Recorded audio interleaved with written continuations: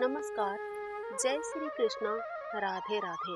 दोस्तों, आज का जो हमारा प्रसंग है, आज की जो कहानी है वो नीलकंठ पक्षी के ऊपर है और एक गरीब भाई और अमीर बहन की कहानी आज हम आपको सुनाने जा रहे हैं। ये कहानी बहुत ही पवित्र है। आप इस कहानी को ध्यान पूर्वक अवश्य सुनना दोस्तों, आपको ये कहानी बहुत सारी प्रेरणा देकर जाएगी। दोस्तों, ये तो आप सभी जानते हैं कि एक भाई और बहन का रिश्ता आखिर कैसा होना चाहिए। आज की जो कहानी है बहुत ही रोचक और ज्ञानवर्धक होने वाली है। आज की जो कहानी है आपको बहुत बड़ी सीख देकर जाएगी। इस कहानी को आप अंत तक अवश्य सुनना। तो चलिए दोस्तों, शुरुआत करते हैं वीडियो की। इससे पहले आप सभी से एक छोटी सी रिक्वेस्ट भी है।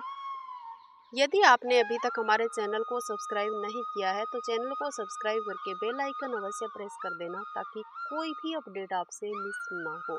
दोस्तों, आज की जो कहानी है वो नीलकंठ पक्षी के ऊपर है। किसी जगह पर एक नीलकंठ पक्षी का जोड़ा रहता था। गर्मियों की रात थी, बहुत ठंडी हवा चल रही थी। उस दिन नीलकंठ की पत्नी नीलकंठ से कहती है, हे पतिदेव, आज मुझे नींद नहीं आ रही है, न जाने क्या बात है। आप मुझे कोई ऐसी कहानी सुना दीजिए जिससे मेरी रात आसानी से कट जाए और मन भी हल्का हो जाए। अपनी पत्नी के कहने पर नीलकंठ पक्षी उसे बात सुनाने लगता है। वो अपनी पत्नी से कहता है, हे प्रिय, जरा ध्यान से सुनिए, आपको मैं एक कहानी सुनाने जा रहा हूँ। अब नीलकंठ पक्षी कहानी सुनाता है और उसकी पत्नी ध्यानपूर्वक सुनती है। दोस्तों, किसी नगर में एक किसान रहता था। उस किसान के घर दो बच्चे थे। किसान की पुत्री का नाम था काव्या और किसान के पुत्र का नाम था देव। दोस्तों, समय बीतते देर नहीं लगती है। कुछ ही समय पश्चात देव और काव्या जवान हो जाते हैं। काव्या की शादी वो किसान किसी अमीर घराने में कर देता है। उस किसान की लड़की काव्या बहुत ज्यादा सुंदर थी। वो किसान यही सोचकर अमीर घराने में उसकी शादी करवा देता है कि मेरी बेटी को किसी भी बात का दुख न हो, और अपने पुत्र देव की शादी गरीब घर में करता है, यही सोचकर कि जो मेरे घर में बहू बनकर आए वो किसी अमीर घराने से न हो। वो यही सोचता है कि अगर अमीर बहू आएगी तो हमारे घर में शायद टिक नहीं पाएगी। थोड़े ही दिन बाद उस किसान की मृत्यु हो जाती है। उस किसान की पुत्री काव्या अपने ससुराल चली जाती है। किसान का पुत्र देव अपने पिता की मृत्यु के बाद खेती का काम संभाल लेता है। उसकी पत्नी भी उसके साथ खेती का कार्य करने लगती है। वे दोनों जैसे तैसे अपना जीवन व्यतीत करते हैं। उधर उस किसान की पुत्री काव्या बहुत ही अमीर घराने में चली जाती है। उस काव्या के ससुराल वालों का बड़े बड़े घरों के साथ उठना बैठना था, इसलिए काव्या अपने भाई देव से बहुत ज्यादा नफरत करने लगती है, यही सोचकर कि मेरा भाई बहुत ज्यादा गरीब है, फटे पुराने कपड़े पहनता है, अगर वो मेरे घर आएगा तो मेरी इमेज खत्म हो जाएगी। इसलिए काव्या अपने भाई को पहचानने से भी इनकार करने लगती है, भाई से बात तक नहीं करती है और भाई को भूल जाती है। लेकिन देव को ये सब मालूम था कि मेरी बहन मुझसे बहुत ज्यादा नफरत करती है। इसी कारण देव अपनी बहन के ससुराल कभी नहीं जाना चाहता था। दोस्तों, थोड़े ही समय बाद काव्या के घर काव्या के जेठ की लड़की की शादी होती है, लेकिन काव्या अपने भाई देव को बुलावा नहीं भेजती है। देव को ये सब पता चल जाता है कि काव्या के जेठ की लड़की की शादी पक्की हो गई है। फिर वो अपनी पत्नी को घर आकर सारी बात बताता है। तब देव की पत्नी देव से कहती है कि बुलावा आया है या नहीं। देव अपनी पत्नी से झूठा ही कह देता है कि हाँ, काव्या ने मुझे शादी में बुलाया है, अब हमें जाना पड़ेगा। देव अपनी पत्नी से ये सब कहकर काव्या के ससुराल जाने की तैयारी में जुट जाता है। लेकिन देव का घर बहुत ही गरीब था। जैसे तैसे करके देव पैसे उधार लेता है, इधर उधर से मांग कर अपनी बहन काव्या के लिए अच्छा अच्छा सामान लेकर जाता है। देव अपनी बहन के घर पहुंचता है तो काव्या की जेठानी अपनी देवरानी से कहती है, देखो काव्या, आपका भाई आया है और वो बाहर आपका इंतजार कर रहा है, गेट पर खड़ा है। फिर काव्या अपनी जेठानी से कहती है, पूछती है कि कैसा दिखता है मेरा भाई, कपड़े कैसे पहनकर आया है वो। उसकी जेठानी सब बोल देती है कि आपका भाई फटे पुराने कपड़े पहनकर आया है। अपनी जेठानी की ये बात सुनने के बाद काव्या अपने घर के दरवाजे बंद कर लेती है और देव बाहर खड़ा इंतजार करता रहता है। दोस्तों, इसी तरह काफी समय बीत जाता है, लेकिन काव्या अपने भाई से मिलने बाहर नहीं जाती है। जब ये बात काव्या की जेठानी को पता चलती है तो काव्या से आकर कहती है, देखो काव्या, आपका भाई अभी भी बाहर खड़ा है, आप एक बार जाकर मिल आओ। तब काव्या अपनी जेठानी से कहती है, देखो दीदी, मैं बाहर नहीं जा सकती हूँ, आप पीछे के दरवाजे से मेरे भाई को घर के अंदर ले आओ। दोस्तों, जैसे तैसे करके काव्या की जेठानी काव्या के भाई को पीछे के दरवाजे से घर के अंदर ले आती है। देव बहुत दिन बाद अपनी बहन को देखता है। देखते ही उसकी आंखों में आंसू आ जाते हैं। दुख भरी आवाज में अपनी बहन को कहने लगता है, क्या तुम अपने भाई को भूल गई हो काव्या? तब काव्या गुस्से में बोलती है, अपने भाई की मुझे यहाँ जरूरत नहीं है, मैंने आपको बुलाया भी नहीं है, तो तुम यहाँ आए क्यों हो? ऐसे कपड़े पहन रखे हैं, अब भला इस घर में मेरी क्या इज्जत रह जाएगी सब लोगों के सामने? तुम बिन बुलाए मेरे घर क्यों चले आए हो देव? कम से कम आपने मेरी इज्जत का तो ख्याल रखा होता। देव की बहन काव्या अपने भाई को थोड़े ही समय में बहुत सारी बातें सुना देती है।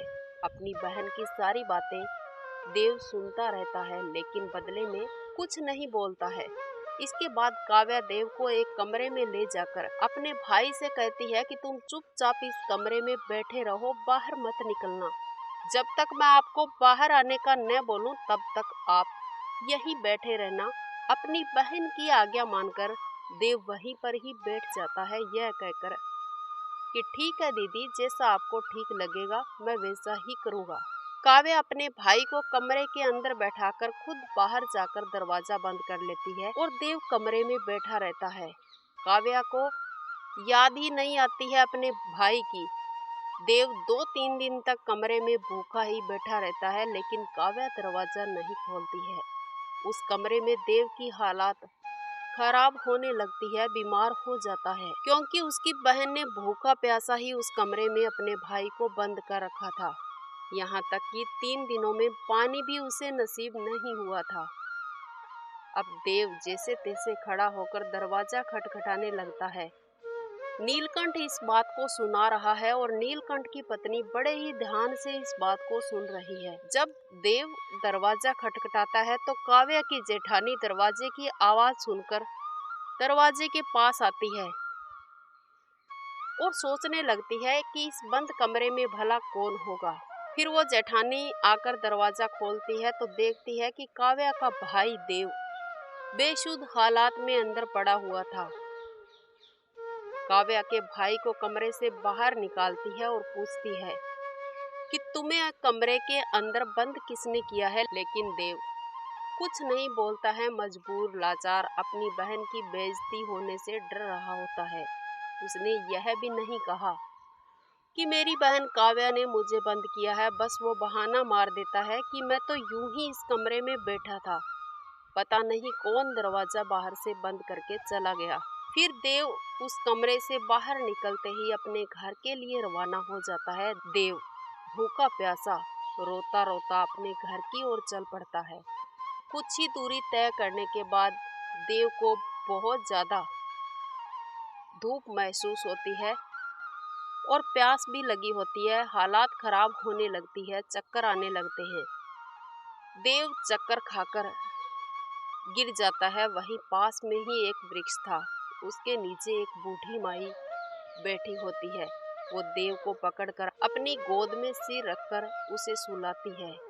जब देव को होश आता है तो देव क्या देखता है कि बूढ़ी माई की गोद में सिर रखे हुए आराम कर रहा होता है। तब देव उस माई को प्रणाम करते हुए पूछता है, हे माई, आप कौन हैं जिसकी गोद में सर रखकर मैं सो रहा हूँ। दोस्तों, वो बूढ़ी माई कोई और नहीं थी, साक्षात देवी का रूप थी। क्योंकि देव की जो पत्नी थी वो बहुत बड़ी भक्त थी माता रानी की, और हर रोज पूजा पाठ किया करती थी। इसलिए देव के चक्कर खाकर गिरने पर देवी माँ प्रकट होकर देव को अपनी गोद में सर रखकर सुला लेती है। फिर देव माता रानी को प्रणाम करता है और आगे के रास्ते के लिए रवाना होता है। तब बूढ़ी माई कहती है, बेटा आप कहाँ से आए हो और कहाँ जा रहे हो। तब देव काव्या वाली यानी अपनी बहन वाली सारी बात उस बूढ़ी माई से बताता है, कह देता है। तो वो बूढ़ी माई बोलती है, बेटा आप शादी से आए हो, आपकी बहन ने आपके साथ पल्लू भिजवाया ही नहीं है, लेकिन आप घर क्या लेकर जाओगे। तब देव कहने लगता है, माई अब आपसे क्या छिपाना, मैंने आपको सारी बातें बता दी है, अब आप ही मेरी रक्षा कीजिए। देव के मुख से ये बातें सुनकर बूढ़ी माई बोलती है, ठीक है बेटा, आप चिंता मत कीजिए, यहाँ से थोड़ी ही दूरी पर मेरा एक बगीचा है, उसमें बहुत सारे फल लगे हुए हैं, आप तोड़कर एक थैला भरकर घर ले जाइए और अपनी पत्नी से कह देना कि आपकी बहन ने भिजवाए हैं। फिर देव बूढ़ी माई के कहे अनुसार वैसा ही करता है और घर पहुंच जाता है। छोटे छोटे बच्चे और बीवी देव का इंतजार कर रहे होते हैं। बच्चे दौड़े दौड़े आते हैं और पूछते हैं, पापा हमारे लिए क्या लेकर आए हो। देव अपने हाथ का थैला अपनी बीवी बच्चों के आगे थमा देता है और घर से बाहर चला जाता है। देव की पत्नी उस थैले को खोलती है तो देखती है कि देवी माँ के आशीर्वाद से जो फल थे वो सब सोने हीरे चांदी के गहने में तब्दील हो जाते हैं। फिर देव की पत्नी देव को आकर कहती है कि आप तो शादी में गए थे और बदले में इतना सारा धन लेकर आए हो। तब देव सोचने लगता है कि मेरे घर वालों को तरबूज और ककड़ी मिली है, लड्डू नहीं मिले हैं, मैं शादी से लड्डू लेकर नहीं आया हूँ, तभी ऐसा बोल रहे हैं। फिर देव अपनी पत्नी से कहता है कि बहन ने जो कुछ भेजा है मैंने उसे आपको लाकर दे दिया है। देव की पत्नी अपने पति को घर के अंदर लाकर सारा सामान दिखाती हुई बोलती है, ये देखो, हमारी ननंद ने हमारा भाग्य ही बदल दिया है, ये सामान भेजा है हमारे लिए। तब देव को समझने में देर नहीं लगी कि वो बूढ़ी माई और कोई नहीं थी, साक्षात देवी माँ थी। वो कोई साधारण औरत नहीं थी। लेकिन देव अपनी पत्नी से ये बात नहीं कहता है, यानी देवी माँ के चमत्कार वाली बात अपनी पत्नी को नहीं बताता है, यही सोचकर कि उसकी पत्नी को यही लगे कि उसकी बहन ने तरस खाकर ये सारा सामान अपने भाई भाभी और बच्चों के लिए भेजा है। उस बूढ़ी माई यानी देवी माँ के आशीर्वाद से देव इतना अमीर हो गया था कि उसने अपने रहने के लिए महल भी बना लिया था और जमीन भी खरीद ली थी, और देव के आराम के ठाट बाट अब हो गए थे। कुछ ही दिन बाद देव की पत्नी देव से कहती है कि काफी वर्ष हो चुके हैं, आपकी बहन काव्या कभी मायके नहीं आई है, आप उसे अब मायके लेकर आ जाएं। तब देव अपनी पत्नी के कहने पर बहन को लेने जाता है और फिर ससुराल जाकर बहन के उसी गेट के सामने खड़ा हो जाता है जहां शादी के समय जाकर खड़ा हुआ था। दोस्तों, जब काव्या की जेठानी को पता चलता है कि काव्या का भाई देव आया है तो वो भागी भागी अपनी देवरानी काव्या के पास जाती है और जाकर सारी बात कहती है और बोलती है कि आपका भाई आया है, और ये भी कहती है कि इस बार वो खाली नहीं आया है, उसके साथ बॉडीगार्ड भी आए हैं और बहुत सारा धन लेकर आया है, रथ पर सवार होकर आया है इस बार आपका भाई। तब काव्या बाहर आकर इस रूप में अपने भाई देव को देखती है तो सोचकर हैरान रह जाती है कि ये सब कैसे हो गया, एकदम से इतना कैसे बदल गया मेरा भाई, इतना अमीर कैसे हो गया। वह अपने किए पर तरस खाकर कहती है, भाई मुझे माफ कर दो, मैं बहुत बड़ी पापिन हूँ, मुझसे गलती होगी। मैंने आपको बहुत दुख दिया है, मैंने गरीबी के कारण आपसे बात भी नहीं की थी। फिर देव अपनी बहन काव्या को कुछ नहीं कहता है, माफ कर देता है और अपनी बहन को वहां से लेकर विदा हो जाता है। देव की बहन काव्या बहुत दिनों बाद अपने पीहर आई थी और अपने पीहर में भाई के राज और ठाट बाट देखकर हैरान रह जाती है। अपने भाई के घर नौकर चाकर धन दौलत देखकर हैरान रह जाती है। उधर काव्या की भाभी भी ननद की बहुत सेवा करती है। उसे यही लगता है कि ये सब उसकी ननद की वजह से हुआ है, लेकिन देव ने अपनी पत्नी को कभी सच्चाई नहीं बताई थी। थोड़ा समय निकल जाता है ऐसे करते करते। जब काव्या के जाने का समय नजदीक आता है तो काव्या अपने भाई से बोलती है, भाई मुझे मुंह बोली जूती बनवा कर दे दीजिए। फिर काव्या का भाई देव मोची के पास जाता है और मोची से कहता है कि मेरी बहन के लिए आप ऐसी जूती बनाकर दो जिससे मेरी बहन पहन कर चले तो वो बोलने लगे। फिर देव के कहने पर मोची देव की बहन काव्या के लिए जूती बनाता है। फिर वो जूती बोलती है, पैसों के बाजार में बदल गई तहजीब, धन दौलत से जुड़कर रिश्ते हुए गरीब। पैसों के बाजार में बदल गई तहजीब, धन दौलत से जुड़कर रिश्ते हुए गरीब। समय भरोसे बैठता तो रहता सदा गरीब, बिना कर्म के बदले नहीं कभी किसी का नसीब। आलस कर रहता सदा जो परिवर्तनहीन, वह कर्म फिर करे कहे स्वयं को दीन। नहीं गरीबी से बड़ा कोई और अभिशाप, हासिल करके ज्ञान को कर लो दूर हवाप। कर्म तो करता नहीं कोसे सदा नसीब, भाग्य भरोसे बैठकर मानव रहे गरीब। अज्ञानी पर ही सदा करे गरीबी वार, विजय होता युद्ध में ज्ञानी का हथियार। पैसों के बाजार में बदल गई तहजीब, धन दौलत से जुड़कर रिश्ते हुए गरीब। पैसों के बाजार में बदल गई तहजीब, धन दौलत से जुड़कर रिश्ते हुए गरीब। फिर देव के कहने पर उस मोची ने देव को ये जूती बनाकर दी और देव ले जाकर उन जूतियों को अपनी बहन को दे देता है पहनने के लिए। दोस्तों, लाड प्यार और हंसी खुशी से अपनी बहन काव्या को देव विदा करता है। काव्या वो जूती भाई के घर से पहनकर विदा नहीं होती है, अपने बैग में डालकर ससुराल ले जाती है, यही सोचकर कि मैं वहां जाकर ये जूतियां पहनूंगी जो मेरे भाई ने मेरे लिए बनवाई है। फिर काव्या की जेठानी कहती है कि देखो काव्या, आपके भाई ने ऐसी जूती बनाकर दी है तो आप पहन कर तो दिखाइए हमें, जरा हम भी तो देखें कि कैसी लग रही है।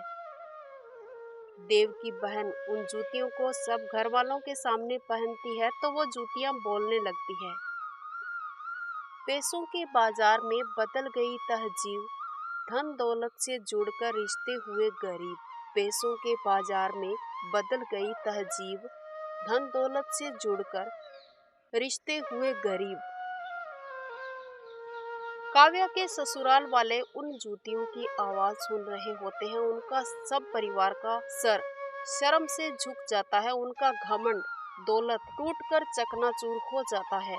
एक तरफ काव्या अपने भाई का मुंह देखना पसंद नहीं करती थी गरीबी के कारण, और आज काव्या अपने भाई के हाथों दी हुई जूतियां पहनकर चलती है तो उनका सिर शर्म से झुक जाता है।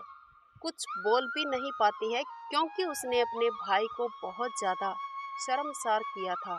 इसके बाद उस परिवार का धीरे धीरे पतन स्टार्ट हो जाता है। आखिर एक दिन ऐसा आता है कि उनके खाने के भी लाले पड़ जाते हैं। फिर वो बहन अपने भाई के द्वार पर जाकर भीख मांगने लगती है। कहती है, भाई आप मेरी सहायता कीजिए, अब मुझे आपकी सहायता की जरूरत है। दोस्तों, उस देवी माँ के आशीर्वाद से देव के घर तो बहुत ज्यादा धन दौलत हो गया था और उसकी बहन काव्या एकदम गरीब हो चुकी थी। फिर देव अपनी बहन पर तरस खाकर अपने महल में स्थान दे देता है और अपनी बहन काव्या से कहता है, देखो बहन, मेरे घर के दरवाजे जब मैं गरीब था तब भी आपके लिए खुले थे और आज भी खुले हैं और हमेशा के लिए खुले रहेंगे। अब आप अपनी मर्जी से मेरे घर आ जा सकती हो। मैं आपके लिए अपने घर के दरवाजे कभी बंद नहीं करूँगा। ऐसा कहकर वो अपनी बहन को सीने से लगा लेता है। दोस्तों, नीलकंठ अपनी पत्नी को कहानी सुनाता है और नीलकंठ की पत्नी ये कहानी बड़े ही ध्यान पूर्वक सुनती है। दोस्तों, आज का वीडियो यहीं तक। मुझे आशा है कि आपको भी ये कहानी जरूर पसंद आई होगी। अगर अच्छी लगी है तो इसे लाइक कीजिएगा, शेयर कीजिएगा। इसके साथ साथ यदि आपने अभी तक हमारे चैनल को सब्सक्राइब नहीं किया है तो सब्सक्राइब करके बेल आइकन अवश्य प्रेस कर देना, ताकि कोई भी अपडेट आपसे मिस ना हो। मिलते हैं नेक्स्ट वीडियो में। वंदे मातरम। जय श्री कृष्ण।